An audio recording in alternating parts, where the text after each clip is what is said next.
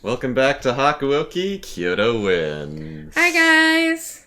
Hello. So last episode, we Last episode, witnessed some a shit murder. went- We witnessed a murder and we got kidnapped. So let's see what's gonna happen. Also, I did figure out how to silence the timer. Oh good. Yay. Was it morning? What happened to me? I attempted to recollect myself. Yes. Right. All at once, the events of the previous night rushed back to me. This isn't my room. My limbs were snugly bound in tight knots, so all I could do was wriggle around in bed, twisting the blankets around me. I yearned for the comfort of my own futon, but the futility of such thoughts only forced me to confront the reality of my situation. If only I could wake from this strange nightmare. But I could not. Those men from the night before must have taken me with them to the headquarters of the Shinsengumi. Shinsengumi, a military unit made up of Ronin, the purpose of which was to restore public order in Kyoto and counteract the local anti-shogunate forces. What will happen to me now? I inhaled deeply, lying down to await my fate. It was at that moment that the door slid open, and a kind-looking man stepped through. Rowan. Ah, I see you've finally awoken. This is no way to treat a guest of ours. Please wait, I'll loosen the ropes, alright? His smile quirked as he removed my ropes. My wrists, however, were left bound. And you are... Of course, how improper of me. Not funny. Little close there, Genzaburo. It's like, here, let me get closer. He was just untying me. Oh. He's done untying you, though, right? I don't know. Of course, how improper of me. My name is Genzaburo Inoue. Genzaburo Inoue, captain of the Shinsengumi 6th Division. A native of Edo, he studied swordplay with Kondo, Hijikata, and Okuta. He is sometimes referred to as Gen by his close friends. Oh, that's not going to get confusing at all. Thank you, Inoue. Now, if you would follow me... They've been discussing what to do with you since morning. For now, they've decided to hear about what exactly it was you saw last night. Okay.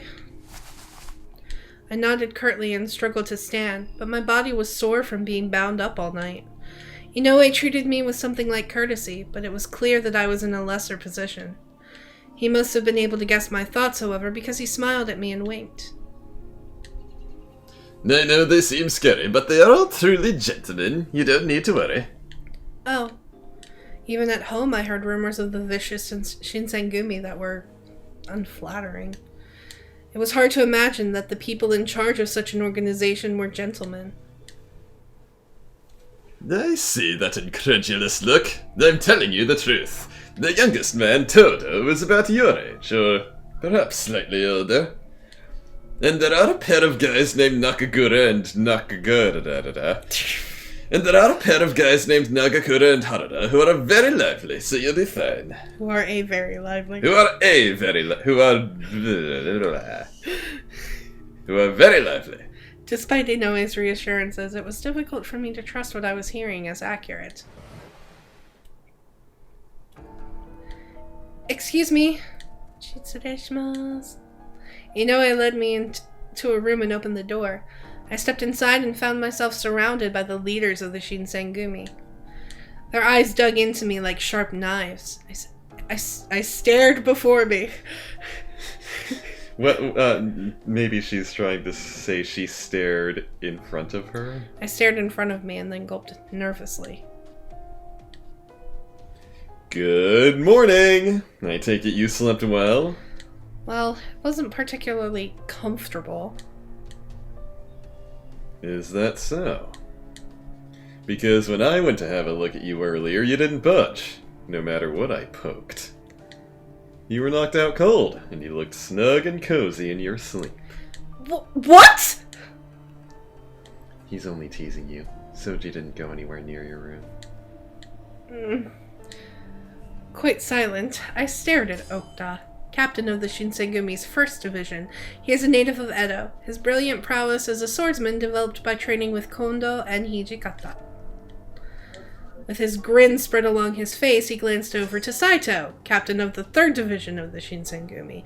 He is also a native of Edo. He wields his sword in his left hand and fights with incredible skill.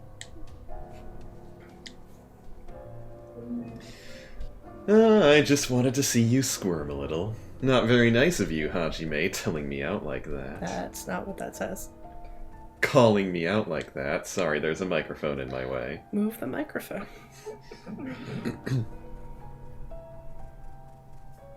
I don't think Saito did anything wrong. You, on the other hand. Shut it.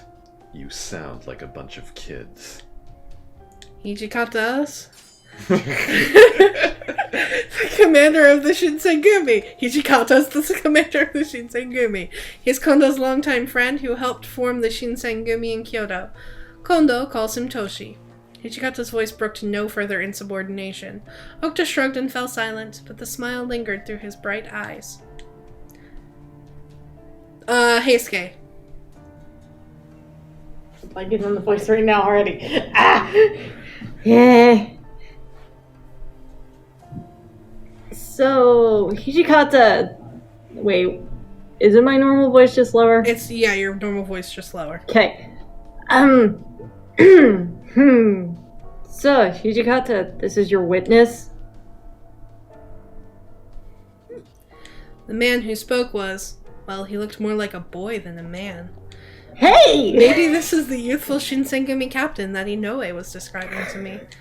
I'd imagine the leaders of the Shinsengumi to be older, maybe even middle-aged men, but their faces were still blessed with youth. In fact, one might even confuse them at first glance for a gang of bohemian thugs. And someone's hunting. What? Oh, Kayla's gonna be freaking out. Bring her in. I just heard her. Yeah. I'm trying to remember who. That's not good, kiddo. You get freaked out, Kayla. Come here, baby girl. Come here. I like how it just aims at his crotch. Come here, baby. Lay down, right here. Come here. No. Or is it just Kayla, because... come here. Oh, Kayla. Now you've Where'd she go? She lowered the... She Come here. closed the Twitch chat. How did you even do that? Who knows? Also, why is it aimed at Nakuda's nuts? I don't know. Sorry. This is Shinpachi. Shinpachi. Junpei. He's a real stick, huh? Just a kid. Oh no, that was Heisuke. He's a real stick, just a kid. This is Shinpachi. You're calling him a kid, Heisuke? That's rich. Ha-da-da. I forget what you did for... Well, I think we said Guy. No. Guy was someone else. There's so many characters, guys. Gladio. Young Gladio. Gladio. Right you are. To anybody else, I'll bet you two look like a sad pair of scrawny little brats. That's I don't know. I think I'm the only one who gets to call him out on being scrawny punks because I'm a mature adult and all. Yeah, that's him. no, that was Shinpachi. Yeah, that last line was Shinpachi. Which It's hard when there's just I question know. marks, guys. Junpei. I should have looked at the anime and been like, all right, it's this person. Shush. I'm the only one who gets to call him out on being scrawny punks because I'm a mature adult and all. That's Hadada. That's Hadada. Mature adult? Anything that comes out of your mouth is basically nonsense, Shinpachi. 2 nearby men replied to Todo. Captain of the Shinsengumi's 8th Division. He is a native of Edo. He is the youngest captain and is known for being particularly energetic. 2 nearby men replied to Todo with very mocking but light-hearted tones. I somewhat recalled Inoue's description of the 2 energetic members. His mention of them was brief, but seeing them in person was an eye-opening experience. He said the short-haired one was Nagakura, the captain of the Shinsengumi's 2nd Division. He is also a native of Edo and a skilled swordsman. He is upbeat and cheerful and he frequently helps raise the morale of the men in his command. And the other with longer hair was Harada, the captain of the Shinsengumi's 2nd Division, also a native of Edo and a skilled swordsman. You just read that one. Oh, right. There we go. Captain of the Shinsengumi's 10th Division. I'm an idiot. He's also a native of Edo. There are characters that aren't from Edo, I swear. He is very skilled with the spear, which is his weapon of choice. There's a scar on his stomach from an attempted suicide.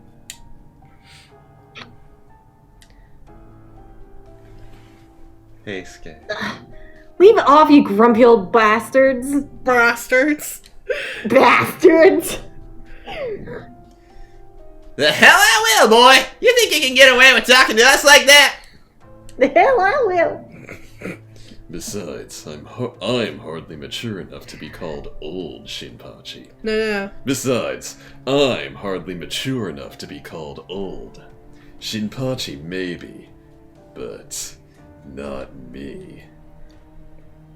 You son of a bitch! I thought we were friends! I mean, you squat like an old man.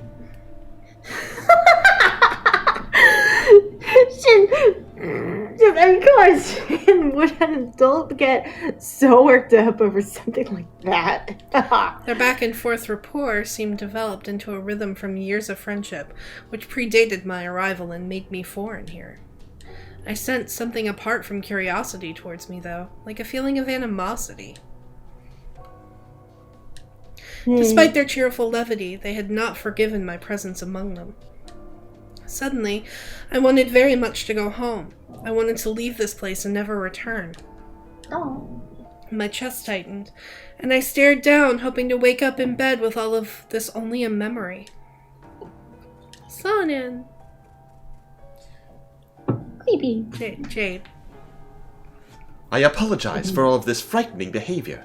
Please, don't let the men unsettle you. Oh. His voice was calm and warm, and I felt myself relax, even if only a little bit. Are you serious? You're the scariest out of all of us, Sonin. Keisuke Sonin, a colonel in the Shinsengumi. He is a native of Edo. He acts primarily as a consultant to the chief of the Shinsengumi, Isami Kondo. As he finished speaking, the rest of the men nodded solemnly in agreement. Yeah. I wondered who could possibly command such fear and respect from these men. Oh? How crude.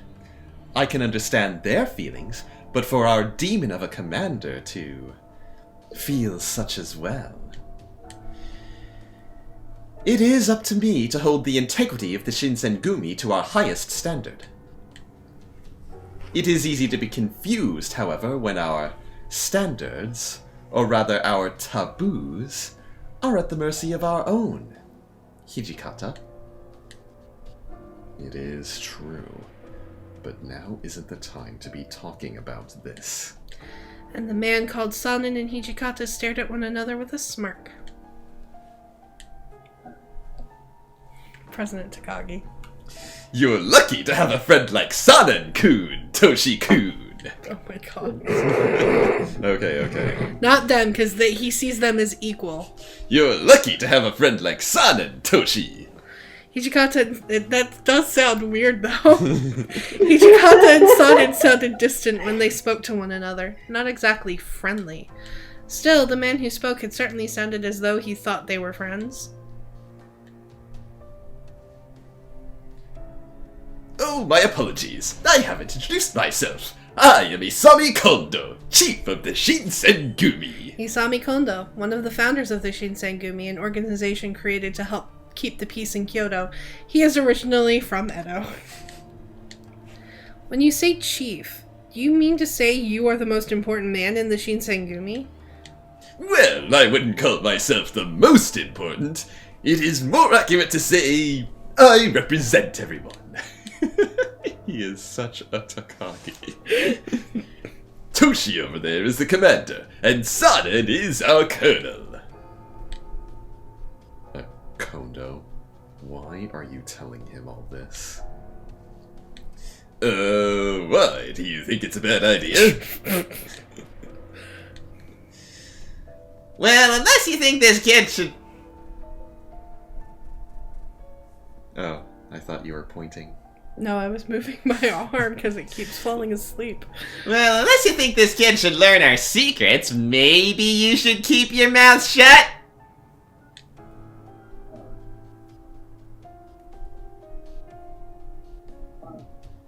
Ease me. Exactly. Why bother anyway? We own nothing. Perhaps you all raise good points, but isn't it rude to ignore your guests?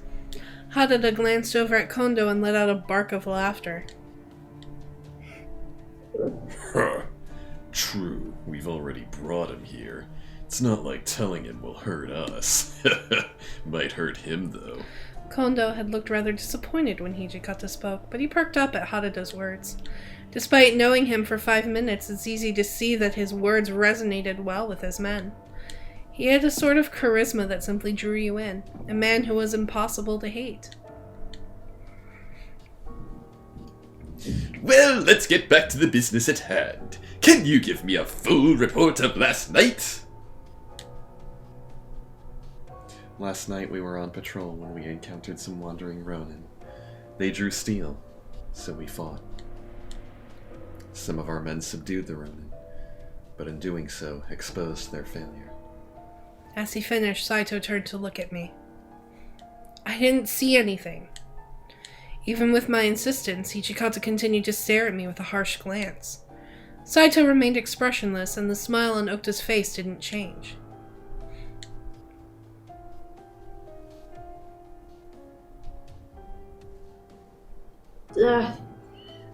You sure you didn't see anything? Yes, I didn't see anything. Really? Well, if that's true, then I don't see what the problem is. Hold on a minute. I thought Soji said you helped out some of our men or something. No! That's not true! I glanced over at Okta, but his smile remained. Whatever he was thinking was a mystery to me. I was running away from the Ronin. Then some people with Shinsengumi uniforms appeared. Really, they sort of rescued me. Then that means you saw him slicing up those Ronin, right? I couldn't exactly deny that. However, I knew that choosing to stay silent would implicate me deeper than lying would. So in other words, you actually saw everything. The whole ugly business. You've got an honest heart. That's not really a bad thing, but... I wasn't sure what to make of Harada's words. My presence seemed bad for the Shinsengumi. Would their next words be ones condemning me to death for being at the wrong place and time? My voice shook, but I knew I had to try. I won't tell anyone, I promise. It seems unlikely this attack was mere chance. Yet it seems unlikely, too, that you're an enemy. Despite your good intentions, you could be taken for interrogating. Could you handle torture? His voice was still warm, but his words were cold, and I began to feel my chances at life slip away. Staying quiet is easy, but if you were captured, you would have no loyalty to us or our secrets. Yep, we have no way of verifying your word. It wouldn't be very smart to just let you go. Let's just kill the kid. You want to keep someone quiet? That's the only sure way. But... Don't be so cold, Soji. What do we gain by murdering a civilian? Oh, don't give me that look. I was just kidding. Perhaps it should have sounded like it.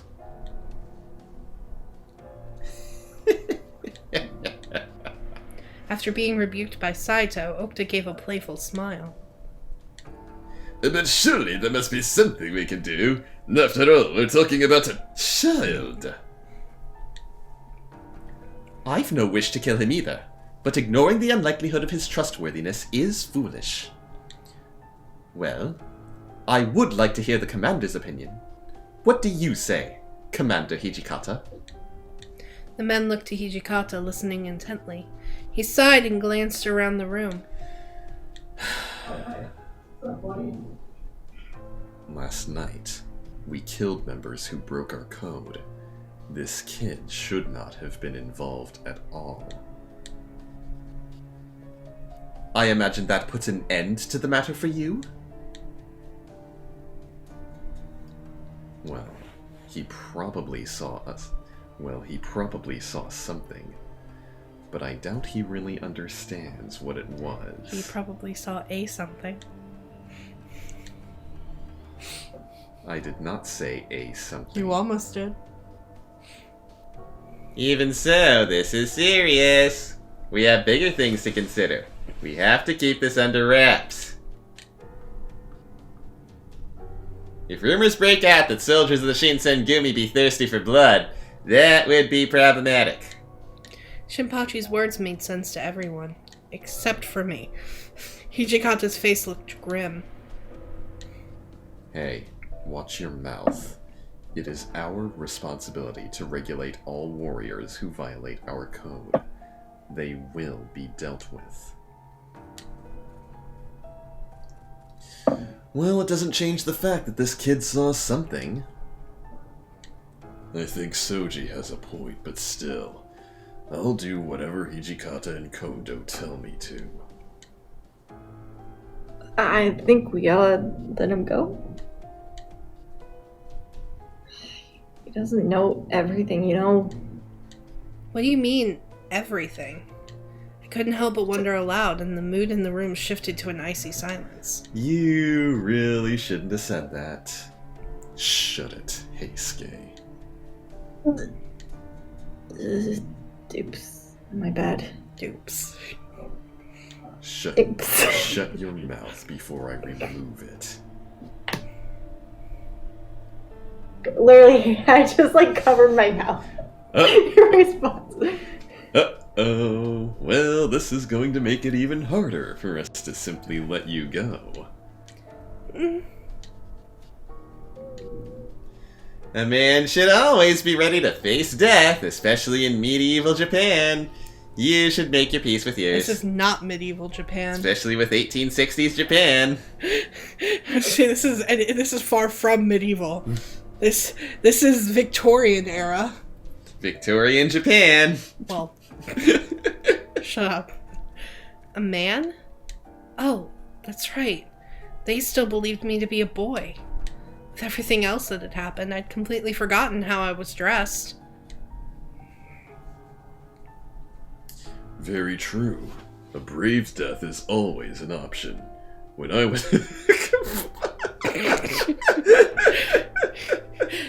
When I was young, I considered Consider? No, you didn't just consider it. When I was young, I committed an honorable suicide. He survived, but he still... We've been over this 1,000 times. If you survived, it wasn't a suicide. Didn't really stick though, did it, Sano? Their jokes were barbaric, but they both broke into raucous laughter.